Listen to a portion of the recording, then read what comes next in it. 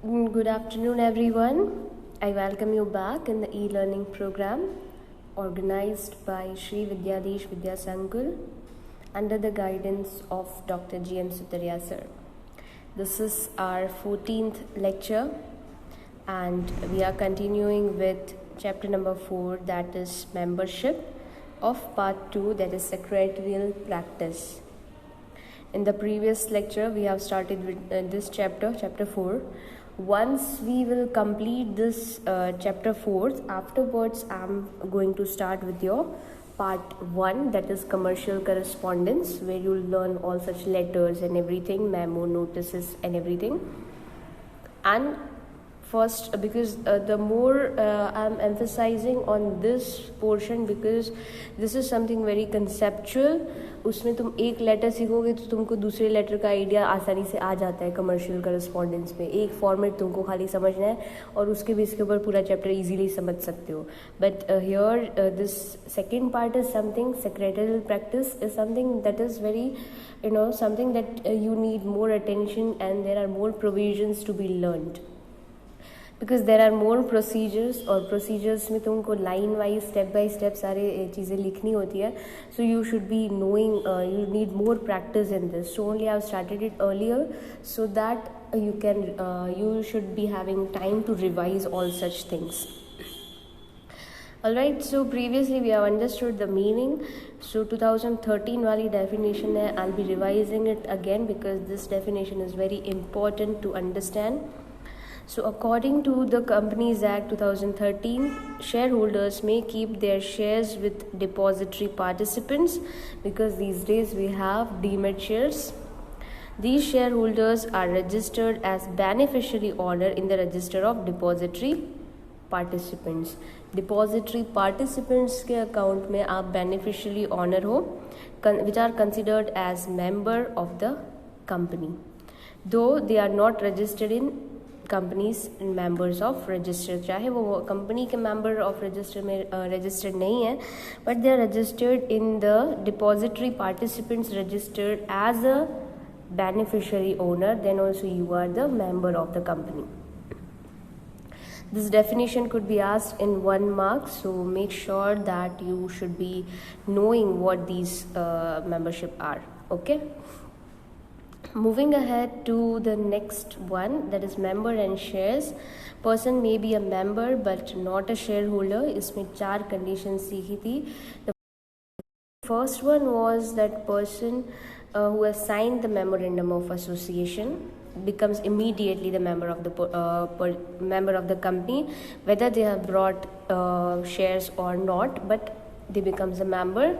Then company limited by guarantee में क्या होता है, the person was given guarantee of certain amount, वो बन जाता है member immediately, even he has no shares. अगर उसके पास shares नहीं भी है तो भी वो immediately वो member बन सकता है. Then person was first transferred his shares to other and now he is no longer a shareholder, but जब तक उसका नेम कंपनी के रजिस्टर में से रिमूव नहीं किया जाता है तब तक he or she will be the member of the company. Number 4 is company without share capital. अगर ऐसी कंपनीज है जो शेयर कैपिटल नहीं है उनकी, तो उनके कोई शेयर होल्डर्स भी नहीं है, but still they will be a member of the company. So that these are the 4 condition for person may be a member but he may not be a share holder. Second one, it is person may be a share holder but वो member नहीं है. सो वो कब होता है, जब share transfer हो रहे हैं. Okay, person who has purchased the new shares but he has not entered his name in register of members, तो वो member कहलाएगा नहीं, क्योंकि उसका membership में उसका name add है नहीं. Alright, in case of death of the shareholder, his legal representatives becomes the shareholder, but are not members until their name is registered in the members. Alright, then we have seen the difference between the members and the shareholders. So a person who's a member becomes a member by writing a consent. Okay, consent लेके जो member बनता है that is a member okay, वो writing में apply करते that they want to become a member. And share holder बनने के लिए simply you need to hold the share. आप शेयर परचेस करो and you will be a member, you will be a share holder. Sign, person जो member बनना चाहता है उसको मेमोरेंडम ऑफ एसोसिएशन में अगर उसने साइन करी है तो they will be considered as members, but there's no such signature is necessary for shareholders to do it in the memorandum of association. Okay, this signature की जगह आप यहाँ पे मेमोरेंडम ऑफ एसोसिएशन भी लिख सकते हो as a point of difference. Then transmission of shares, legal representatives becomes the member after transfer of shares and legal but entry of name of register में होनी चाहिए। पर लीगल रिप्रेजेंटेटिव तुरंत share holder बन जाता है आफ्टर ट्रांसमिशन। जैसे ही transmission हुआ वो तुरंत शेयर होल्डर बन जाता है, चाहे रजिस्टर ऑफ मेंबर में उसका नाम लिखा है या नहीं। Now this is very important, जो क्वेश्चन बहुत बार एग्जाम में आता है, that is who can acquire a membership. Okay, तो first one it was a living person. Any living person, not living thing, but a living person can apply and become a member of the company. Membership of the company is availed by contract between a person and the company. And anyone who is capable of doing agreement, जो भी इंसान agreement करने के लिए ready, contract act के according अगर आप agreement कर सकते हो तो आप कंपनी के मेंबर बन सकते हो।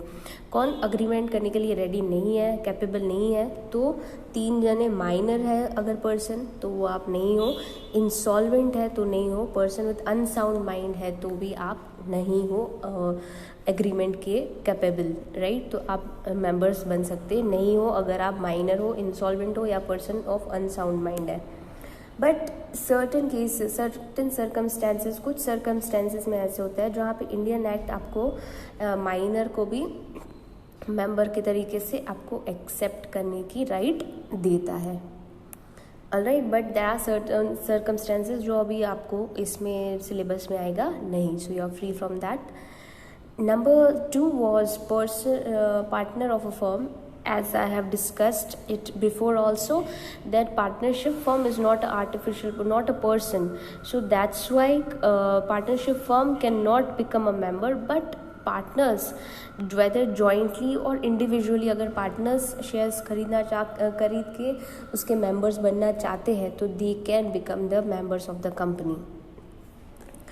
While when it comes to Hindu undivided families, अगर हिंदू अनडिवाइडेड फैमिलीज़ की बात आती है तो Hindu undivided family HUF can not become a member, but उसका कर्ता जो होता है, उसका हेड जो होता है वो जॉइंटली या इंडिविजुअली कंपनी का मेंबर बन सकता है। Okay, trust according to new companies act, company act का जो नया एक्ट आया है उसके according trust can purchase the shares and they can become member of the company. Number 5, it is foreigners. Any foreigner can become a member of the holding shares of Indian company, but in case of war or emergency with the native country, a company may suspend the membership and right of a particular person. But ये बहुत कम cases में emergency आ गई या फिर war declare हो गया तो ऐसे केसेस में फिर उसका membership ले लेते हैं। Okay, next it is joint holder of the shares when 2 or more person holds the shares in a joint name. तो उसमें क्या होगा, दोनों ही jointly, उन दोनों का ही नाम, 2 या 3 जन जितने भी हैं उनका नाम मेंबर रजिस्टर ऑफ मेंबर में रहेगा। But for administrative simplicity, administration सही से हो, इसीलिए जो भी करस्पॉन्ड होगा वो फर्स्ट नाम जिसका अपीयर होगा उसके साथ होगा। A and B नाम के शेयर होल्डर्स है तो A पहले आ रहा है तो उसके नाम पे ये सारा करस्पॉन्ड होगा। करस्पॉन्ड में क्या हो सकता है, कोई भी नोटिस हो सकती है, कोई भी शेयर सर्टिफिकेट हो सकता है, डिविडेंड अगर देना चाहते हैं तो वो, कोई सर्कुलर देना है, कोई डॉक्यूमेंट देना है, तो कुछ भी देना है तो जो फर्स्ट नाम जिसका अपीयर किया जाएगा उसी को ही दिया जाता है। Okay, moving ahead to now the topic which we are going to start now, जो हमने कल होल्ड पे रखा था, that is a company. Okay, how can a company become the member? So company, let's read it. Alright, so as a company is a legal person having an artificial personality, it can become a member in any other company. एक company दूसरी company का member बन सकती है. क्यों? क्योंकि company is a legal person, वो legal person है, उसकी आर्टिफिशियल पर्सनैलिटी है, उसका कॉमन सील है, उसका एक एक लीगल एंटिटी है वो. So that's why it has a right to become a member of the other company. A company can be a member according to articles of association, पर उसके related provisions जो होंगे वो articles of association में लिखने पड़ेंगे, क्योंकि this is an internal matter and internal matters are to be mentioned clearly in the articles of association. Now the following provision shall have to be compiled with. अभी ये जो अगर आपको as a company या किसी भी company का share holding membership चाहिए तो फिर आपको ये फॉलोइंग कंडीशंस सेटिस्फाई करनी पड़ेगी. कंपनी में take membership of an other company according to its own articles of association. So सबसे पहले तो उसको अपने घर का document that is articles of association check करना पड़ेगा कि वो उसको अलाउ करता है दूसरी कंपनी के मेंबरशिप बनने का, तो ही वो बन सकती है. तो पहले अपने इंटरनल डॉक्यूमेंट्स को कंपनी को चेक करना रहेगा. Number 2 is a subsidiary company cannot obtain membership of its holding company. However, in the following circumstances, subsidiary company can become member of holding company. अभी उसके पहले you should be knowing what is subsidiary company and what is holding company. Holding and subsidiary company, right? So first of all, suppose holding ये H is the holding company and S is the subsidiary company.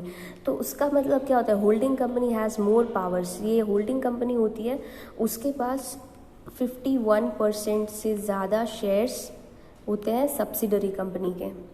Suppose H company के पास S company के 51% से ज़्यादा share holding होता है. इसके जितने shares है, सपोज 10 लाख के शेयर्स है तो उसके 5.1 लाख के शेयर्स का मालिकी जो होती है वो H कंपनी की है, तो वो उसकी होल्डिंग कंपनी होती है. या फिर उसका कैसे न कैसे करके डायरेक्ट कंट्रोल है सब दूसरी कंपनी के ऊपर. Okay, so there are other provisions for becoming holding and subsidiary company, but this is something for you, this is relevant to be understood that 51% अगर उसका होल्डिंग है, ओके, होल्डिंग कंपनी के पास shares है दूसरी company के, तो दे become the holding and subsidiary company. Now देखो, अभी होल्डिंग कंपनी जो है उसके पास तो सब्सिडरी के शेयर्स हैं ही, राइट. H के पास S के 51% शेयर्स है ही. नाउ व्हाट इफ इसमें क्या लिखा है? Subsidiary company can not obtain membership of the holding company. अभी यही कंपनी होल्डिंग कंपनी के शेयर्स खरीद सकती नहीं है, मेंबर्स बन सकती नहीं है, पर फॉलोइंग सर्कमस्टेंसेस अगर होते हैं तो फिर S अपनी सब्सिडरी कंपनी होल्डिंग में शेयर्स ले सकती है. सो दो circumstances we need to see. First is representative of holding company passes away and subsidiary company holds shares as representative. क्या लिखा है? Representative of holding company passes away and subsidiary company holds the share as representative. तो by law उनको ये right मिला, okay, कि जो representative है होल्डिंग कंपनी का वही पास हो जाता है, उसके जिसके पास इसकी शेयर होल्डिंग है वही उसकी डेथ हो जाती है. तो फिर और उसके बदले उसने अपना रिप्रेजेंटेटिव फिर सब्सिडरी कंपनी को ही रखा है. तो क्योंकि अगर होल्डिंग कंपनी के शेयर्स चले जाए तो ऑब्वियसली वो अपने ही बेनिफिशियरी को देगा, और सब्सिडरी उसकी बेनिफिशियरी है, उसका इंटरेस्ट है क्योंकि उसके पास 51% होल्डिंग है. तो ऐसे केस में सब्सिडरी कंपनी मेंबर बन सकती है. Then subsidiary company is a trustee of members but no personal interest in the trust. तो subsidiary company is a trustee है, ओके, ऑफ एनी मेंबर. जो मेंबर कोई भी मेंबर की ट्रस्टी है, ओके, और पर उसका कोई पर्सनल उसमें इंटरेस्ट नहीं है, वो ट्रस्ट में उसको कोई पर्सनल बेनिफिट नहीं है, तो वो मेंबरशिप ले सकती है. Then if a subsidiary company was already member of the execution of the law, okay, subsidiary company पहले से ही उसकी शेयर होल्डिंग है. सपोज कि इसने 51% ली है H ने, उसके पहले से ही okay holding company subsidiary company ये लोग बने, इसने 51% अक्वायर किया इसका शेयर, उसके पहले ही अगर वो शेयर होल्डिंग करती है, सब्सिडरी के पास ऑलरेडी उसके मेंबर है, तो फिर कोई उससे वो मेंबरशिप के राइट ले सकता नहीं है. Alright, so what is subsidiary company and what is holding company is very important. So here I am explaining it again, those who did not understand or those who have doubt in this. First of all, understand this is holding company, this is subsidiary company. अब ये holding और subsidiary का relation कब आता है? For now you just understand कि 51% अगर मेरा होल्डिंग है, सपोज एच कंपनी के पास एस कंपनी के 51 या उससे ज़्यादा शेयर्स है, राइट, उसके पावर है उसके पास, या फिर कोई भी सब्सिडरी कंपनी डिसीजन लेती है तो फिर उसका कंट्रोल होल्डिंग कंपनी के पास है, तो भी वो उसकी होल्डिंग कंपनी कहलाती है. Okay, so if you hold 51% or more than 51% shares or in any other company, you become the holding company of that company and that company will become your subsidiary. ये holding है, ये subsidiary company है, ठीक है. अभी holding company तो already subsidiary के member है. अभी यहाँ पे सर्कमस्टेंसेस ये दिए हैं कि कैसी ऐसी क्या कंडीशंस होगी, ऐसे कौन से सर्कमस्टेंसेस होंगे जहाँ सब्सिडरी कंपनी भी होल्डिंग कंपनी के शेयर्स ले सकती है और उसके मेंबर बन सकती है. So the first condition is what, that company may take membership of another company according to its articles of association, then subsidiary company cannot. So if a subsidiary company cannot obtain the membership in the holding unless the representative of holding company passes away and subsidiary company holds shares as a representative. Then secondly, it is subsidiary company is a trustee of any member but has no personal interest in the trust. वो trustee है और कोई personal interest उसका है नहीं trust में. If a subsidiary company has already member before execution of this law, ये rule आया उसके पहले ही अगर वो उसके कंपनी में शेयर होल्डिंग है, उसका मेंबरशिप है, तो फिर कोई कुछ उसको कर सकता नहीं है. Alright, next is other institutes. Other institute में क्या आता है? Cooperative societies registered under cooperative society act, यानी कोऑपरेटिव सोसाइटी जो कोऑपरेटिव सोसाइटी एक्ट के तहत उसको रजिस्टर करा गया है, can become the member of the company by purchasing its shares. वो कंपनी के शेयर्स परचेज करके उसकी मेंबरशिप ले सकती है, subject to the provision of their constitution and bylaws. मतलब उसके इंटरनल अगर कोई प्रोविजंस ऐसे है या उसके रिलेटेड कोई लॉज में उसको अगर मना किया है तो फिर वो बन सकती नहीं है. Otherwise cooperative society can become the member of the companies. Alright, next is methods of becoming member. This is also one of the very important topic of this chapter. How would you become the member of the company? So which are the methods by which you can become the member of the company? So when a person holds shares of the company and when his name is entered in the register of member of the company, he becomes member of the company. When a person holds shares of the company के shares हैं, and when his name is registered in the register of member, और उसका नाम company के register of member में enter किया गया है, तो वो मेंबर बन जाता है कंपनी का. Now one can become a member through the following ways also. एक ये तो पॉइंट है ही कि आप शेयर लो, आपका नाम रजिस्टर ऑफ मेंबर में आ गया, आप मेंबर बन गए, पर उसके अलावा क्या मेथड्स है जिसके थ्रू आप कंपनी के मेंबर्स बन सकते हो. So first is subscribing to the memorandum of association. तो पहली चीज़ होगी the person who signs his subscription clause. A person who signs the subscription clause of the memorandum of association of a company automatically becomes a member of the company. जिसने company के subscription column में अपना name register करवा दिया है तो वो automatically company का मेंबर है, क्योंकि सब्सक्रिप्शन कॉलम में कंपनी के मेंबर्स के जो इनिशियल मेंबर्स होते हैं उसका नाम होता है, और उसमें अगर किसी पर्सन का नाम है तो obviously he becomes a automatic member of the company. Okay, after getting certificate of incorporation. देखो मेंबर्स कब बनते हो, जब कंपनी रजिस्टर होती है। तो जब तक कंपनी रजिस्टर ही नहीं हुई है तो फिर कौन सी कंपनी और कौन से मेंबर्स। और कंपनी रजिस्टर कब होती है, जब उसको कंपनी को मिलता है सर्टिफिकेट ऑफ इनकॉर्पोरेशन। जब कंपनी रिसीव करती है सर्टिफिकेट ऑफ इनकॉर्पोरेशन, उसके बाद ही उसका एग्जिस्टेंस आएगा, और उसका एग्जिस्टेंस आएगा उसके बाद ही उसके मेंबर्स का एग्जिस्टेंस आएगा, ऑब्वियसली बात है। सो मेमोरेंडम ऑफ एसोसिएशन में भी साइन करोगे, उसके बाद कंपनी का जब इनकॉर्पोरेशन का सर्टिफिकेट आ जाएगा उसके बाद आप कंपनी के मेंबर कहलाओगे। Generally a written consent of the member is pre condition to become member. अगर इस वे में आपको बनना है तो आपकी रिटन कंसेंट लेटर आपका मिलना चाहिए, कंसेंट आपकी होनी चाहिए एज अ मेंबर, वो आपकी प्री कंडीशन है to become member through the memorandum of association. However this condition does not apply to the signatories of memorandum of association, क्योंकि जब मेमोरेंडम ऑफ एसोसिएशन में आप मेंबर बनते हो तो उसी टाइम आपका कंसेंट ऑलरेडी लिया जाता है, तो फिर से आपका कंसेंट लेने की कोई ज़रूरत उसमें बनती नहीं है। Alright, so first method is by subscribing to the memorandum of association, जिसमें सब्सक्रिप्शन क्लॉज में जिसने अपना नाम दिया होगा वो। Okay, next is by allotment of the shares. जब कंपनी आईपीओ लाती है, एप्लीकेशंस आप देते हो और उसके बाद कंपनी अलॉट करती है तो आप तुरंत मेंबर बन जाते हो। So company give invitation to public to subscribe to its share by issuing prospectus।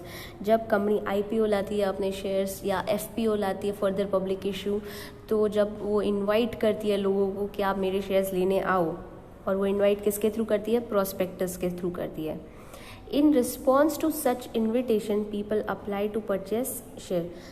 जैसे जो शेयर में पोटेंशियल होगा कि इतना इन्वेस्ट मैं कर सकता हूँ या कर सकती हूँ, तो वो परचेस करने के लिए वो इन्विटेशन के बेस के ऊपर वो परचेस करने के लिए एप्लीकेशन देगा। When the share applications are approved, the name of applicant to whom the shares are allotted is entered into the register of member। उसके बाद जैसे आपने अप्लाई किया और वो कुछ क्राइटेरिया के डिसीजंस के बाद अलॉटमेंट होता है कि इतने अल्फ़ाबेटिक क्राइटेरिया है या फिर रेशियो वाला क्राइटेरिया है या एनी अदर क्राइटेरिया के बेस के ऊपर शेयर अलॉट किए जाते हैं।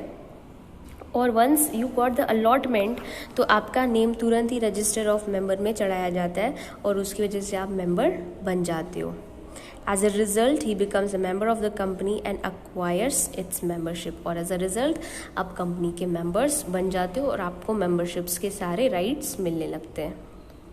Understood? So first is by subscribing to the memorandum of association, then by allotment of the share। ये कब होता है, जब इनिशियली कंपनी शेयर इशू करती है, जब नए शेयर इशू होती है तब अलॉटमेंट होता है, तब पूरा रजिस्टर ऑफ मेंबर बना ही नहीं होता है, तो वो अलॉटमेंट जैसे ही होता है उसके बाद registration of member of register बनता है, राइट, रजिस्टर ऑफ मेंबर बनता है, सॉरी।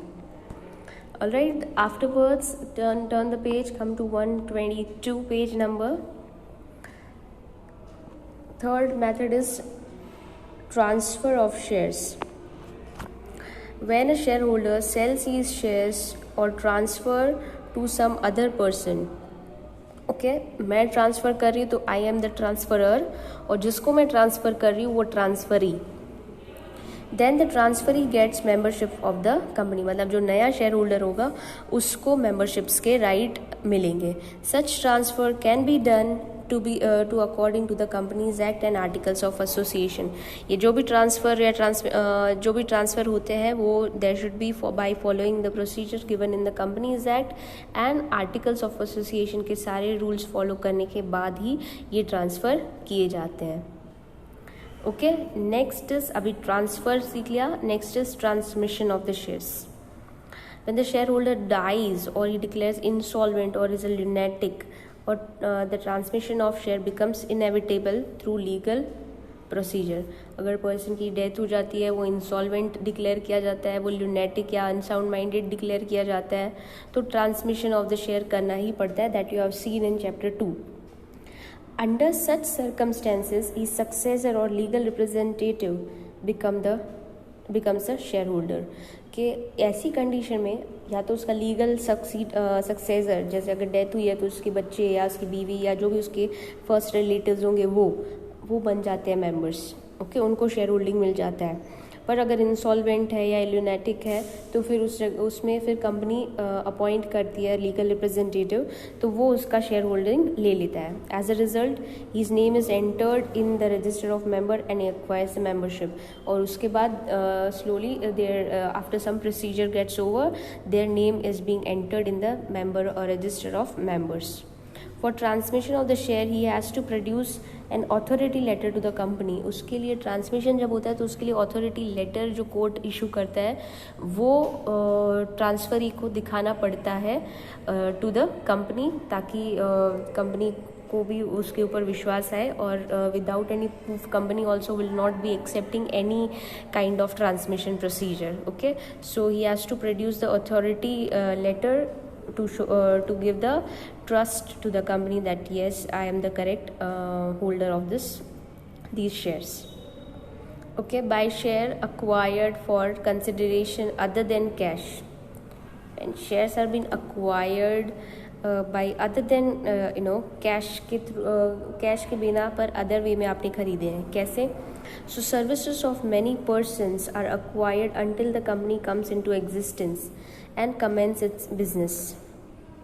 देखो, कई काम ऐसे होते हैं कि कंपनी का रजिस्ट्रेशन होता है, वो कमेंस होती है, सर्टिफिकेट ऑफ इनकॉर्पोरेशन मिलता है, उसके पहले ही कई लोग कंपनी में काम करना स्टार्ट कर देते हैं, तब जाके कंपनी बनती है। A company gives fully paid up shares to the person providing such services as a remuneration in the consideration for their services. As a result, name of such persons are entered in register of member by members and they become member।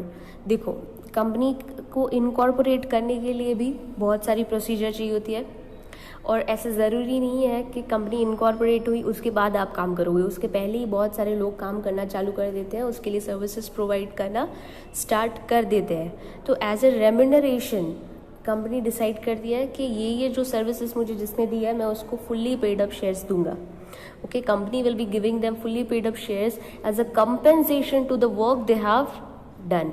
उन्होंने जो services company के लिए दी है, even before the commencement of the company register हुई उसके पहले से आपने जो सर्विसेज दी है उसका कंपेंसेशन, उसका रिवॉर्ड के फॉर्म में कई बार company fully paid up shares उनको दे देती है कि वो सर्विस के पैसों की जगह मैं आपको शेयर्स दे देता हूँ, ताकि कंपनी के शेयर्स भी बिक जाते हैं और उसके एक्सपेंसेस का भी सेट ऑफ हो जाता है, राइट।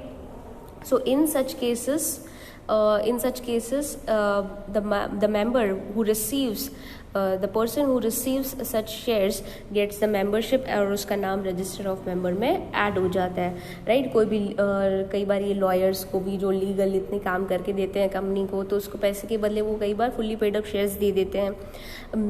जो कंपनी के प्रमोटर्स होते हैं वो भी ऐसे करते हैं, वो जो इतनी सर्विसेज दे रहे हैं उसके बदले वो क्या करते हैं, फुल्ली पेड अप शेयर ले लेते हैं कंपनी के, सो दैट कंपनी का भी फ़ायदा हो और जो रिसीवर है उसका भी फ़ायदा हो जाता है।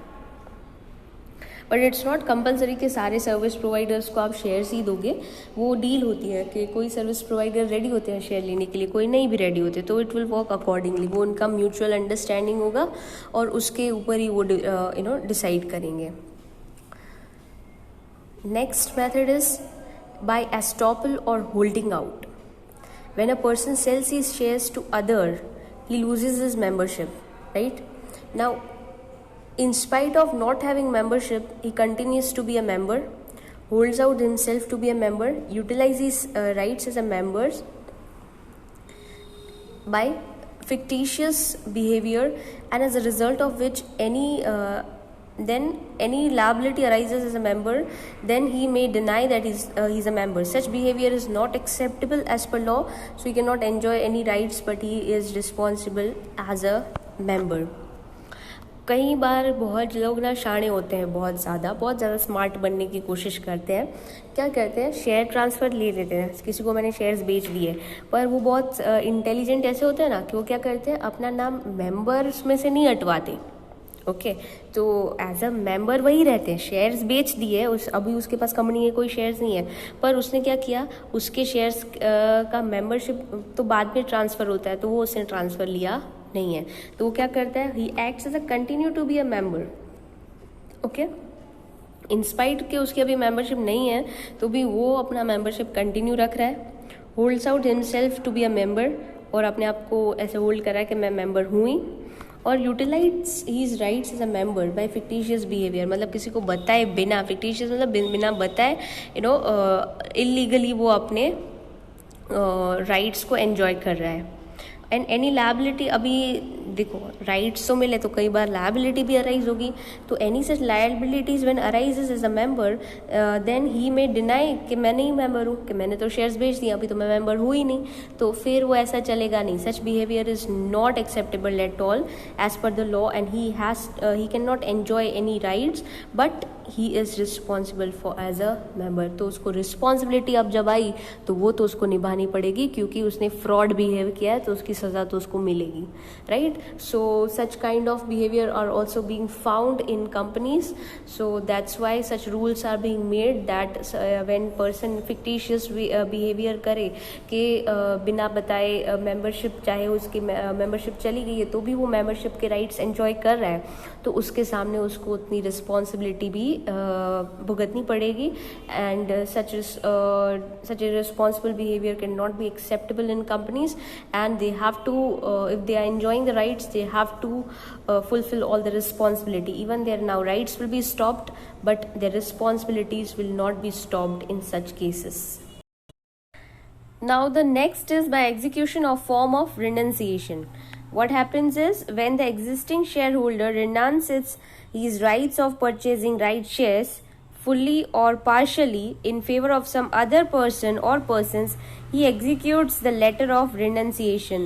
Okay, now when the company decides to give give right shares to the existing shareholders, right, company ने decide किया कि मैं अपने ही shareholders को, existing shareholders को कुछ shares as a right share I want to give. So in that case, company, the shareholder, when he decides that I want to give my shares to somebody else, right, कि मैं अपने जो rights है वो renounce करना चाहता हूँ किसी के favor में, तो in that case they execute the letter of renunciation.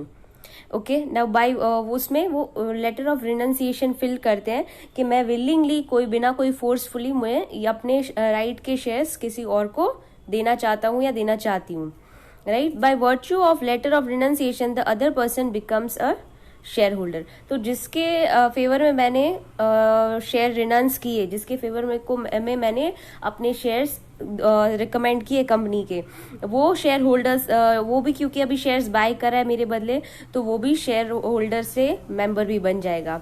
When shares are allotted to him he request for his name to be entered in the register of member. जैसे ही उसको शेयर्स अलॉट हो जाएंगे वो request करेगा और register of member में उसका नाम आ जाएगा. On the company's approval, his name is entered into register of member and he acquired membership. और कंपनी भी उसका अप्रूवल कर ही देती है और उसका name of register of members में उसका नेम आ जाता है, right. So when a person renounce his shares to other person, in that case also the other person becomes a member of the company. All right, this is also one of the method of becoming member. Next is by convertible debenture holder. When the debentures are issued in the condition by partly or by fully convertible, right, कि आधे या पूरे they decides that my shares would be converted. Okay, तो वो भी share holders, वो debenture holders से share holder बनते हैं और फाइनली उनका नाम भी रजिस्टर ऑफ मेंबर में आता है और वो भी कंपनी के मेंबर्स बन जाते हैं. If a debenture holder has convertible debenture, अगर कोई डिबेंचर्स के होल्डर के पास कन्वर्टेबल डिबेंचर्स है तो after specific time period convertible debentures become into equity share. वो कन्वर्टेबल डिबेंचर फाइनली कन्वर्ट हो जाते हैं इक्विटी शेयर्स के उस फॉर्म में, right. Such a debenture holders become equity shareholder and by virtue of that he becomes a member and his name is entered into register of member. Convertible debentures हमने last chapter में देखे थे. After certain period of time the company gives them option to convert their shares into converts their debentures into shares. So in that case also after such time period gets over, okay, such debenture holders becomes equity shareholder, and by virtue of that they become member of the company. Ultimately shares उनके पास आएंगे तो वो request करेंगे अपना name members के उसमें register करने के लिए, and finally they become the member one by by pursuing the rights of convertible debentures. Next one, it is by acquiring sweat equity share. What is sweat equity share? First of all, now sweat equity shares as such, it is written sweat means pasina, right? So here sweat equity shares means what? That when the company gives you when you get sweat, when you work so hard, right? So here when when any company's members or any employees, especially employees and the directors who works very hard for the company, so company offers them certain shares on discount or even without any cash consideration. Suppose some shareholders has given very tremendous services to the company, and on that note company decides to give them shares, so they are called the sweat equity shares, okay, which means they are compensating their work, their hard work, their sweats is being compensated by sweat equity shares. So here we read that a company offers shares on discount or without even cash consideration. Okay या तो वो company उनको discount पे या without cash consideration, मतलब बिना cash के, to its directors या to its employees having expertise. ऐसे जनरल काम के लिए नहीं होता है, पर कोई एक्सपर्टाइज्ड वर्क अगर किसी एम्प्लॉय ने किया है या किसी डायरेक्टर ने काम किया है कुछ अलग सा अच्छा सा जिससे कंपनी को बहुत ज्यादा बेनिफिट हुआ है, तो ऐसे केस में कंपनी उनको स्वेट इक्विटी शेयर्स देती है, आइदर ऑन डिस्काउंट और without cash consideration. These shares are known as sweat equity shares. वो शेयर्स को बोलते हैं sweat equity shares. ये 1 मार्क में पूछा जा सकता है, what is sweat equity shares? When such type of shareholders name is entered in the register of member, they become member. अभी ऐसे भी जो shareholders को मिलेंगे वो भी after getting their name registered on the members, register of member में register होते ही they'll become members of the company. Once they'll get such sweat equity shares, they also become the member of the company. Okay, so these are certain methods of becoming the member. First one is by subscribing to memorandum of association, सबसे पहले वो आते हैं. फिर by allotment of shares, when shares are being allotted to them. When by transfer of the share, when willingly a person transfer their shares. By transmission of the share, when by the act of law, when the shares are being transferred, they become the members of the company. Shares acquired for consideration other than cash वे के वे में आपको किसी के gift में या कोई other way में आपको कंपनी ने शेयर्स दिए हैं तो भी आप कंपनी के मेंबर बन सकते हो. ओके, कोई सर्विसेज आपने दी है कंपनी को, उसके बदले आपको दी गई है. देन एस्टॉपल और होल्डिंग आउट, के आपने गलत तरीके से किसी के शेयर ट्रांसफर कर दिया है पर आपने अपने राइट्स को ट्रांसफर अभी भी नहीं किया, नाम अभी भी आपने अपना नहीं निकलवाया है और आप सारे मेंबर्स के राइट्स एंजॉय कर रहे हो, तो आपको रिस्पॉन्सिबिलिटी भी, ऑब्वियसली बात है, आपको वो रिस्पॉन्सिबिलिटी भी उठानी पड़ेगी, right. Number 7 was execution of form of renunciation, when you are getting the right shares but you wish to renounce your shares to somebody else. Okay, when you are deciding कि आपको जो company right shares दे रही है वो आपको नहीं चाहिए पर आप किसी और को देना चाहते हो, तो जिस पर्सन को आप ये शेयर्स देना चाहते हो वो पर्सन या persons will become the member of the company. By convertible debenture holders, right, when the debentures are being issued with the condition that they will be converted into equity shares, whether partially or whether fully, when they are being declared, पहले से ही जब issue थे तभी ये condition रखी गई है कि ये डिबेंचर्स है वो कन्वर्टेबल डिबेंचर है, वो कन्वर्ट हो जाएंगे इक्विटी में. तो after certain time of period, जितना टाइम पीरियड इशू के टाइम पे बोला है कि 10 साल बाद या 15 साल बाद आपके शेयर्स, आपके डिबेंचर्स कन्वर्ट होकर इक्विटी बन जाएंगे, तो वो टाइम पीरियड खत्म होते ही वो डिबेंचर होल्डर शेयर होल्डर्स बन जाते हैं और वो शेयर होल्डर्स का नाम रजिस्टर ऑफ मेंबर में एंटर होता है, and finally they also become the member of the company. By acquiring the sweat equity shares, जब कंपनी को कोई इंटेलेक्चुअल वे में कोई एक्सपर्टाइज सर्विस देते हैं, कोई एम्प्लॉयज़ या डायरेक्टर्स कुछ अलग सा काम करते हैं, कुछ बहुत मेहनत वाला काम करते हैं, जिसका कंपेंसेट करने के लिए कंपनी उनको डिस्काउंट पे या फ्री ऑफ कॉस्ट उनको कंपनी के शेयर्स देती है. और obviously if they are getting shares, they'll enjoy the rights of members also. So the such rights are also being given to such members. So ultimately one thing you must have seen in the common, that wherever just not you can become a member not just buying the share, but you have to make your name entered into the your name should be entered into the register of member. All right, so up till this we will be keeping in the next class we'll be discussing about the termination of membership. First, make sure that you revise all such things that we have done in this class. These exercises, whatever questions are being related to the topics which we have done in this class, you have to sort it and make sure that your fair book should be completed up till the work is being done.